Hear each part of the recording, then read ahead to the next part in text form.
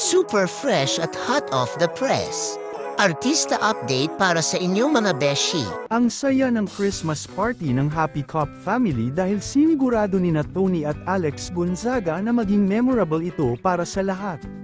Siyempre, kasama ang buong pamilya Gonzaga para makipag-bonding at makisalamuha sa kanilang mga empleyado. Ang event na ito ay puno ng tawanan, kwentuhan, at maraming pasasalamat. Pero ang highlight ng gabi, hinaranan ni Tony Gonzaga ang kanilang mga empleyado. Talaga namang napakaswerte nila dahil hindi lang basta-bastang performance ang napanood nila, kundi heartfelt songs mula kay Tony mismo. Ang bawat kanta ay puno ng pagmamahal at appreciation para sa kanilang hardworking team. Ang Happy Cup Christmas Party ay isang paalala kung gaano kaimportante ang pamilya at teamwork. At kung paano ang simpleng pasasalamat ay kayang magbigay ng saya at inspirasyon sa maraming tao.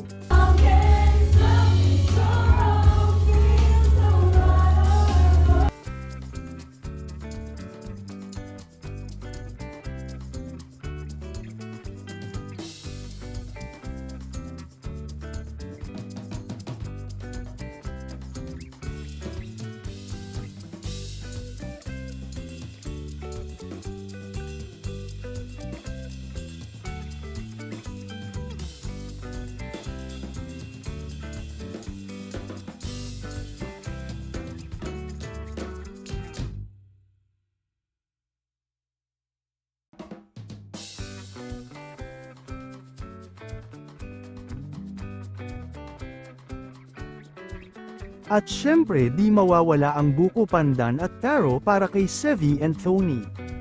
At si Polly naman ay talagang nakasupport din kahit bata pa, haha-cute ni Polly.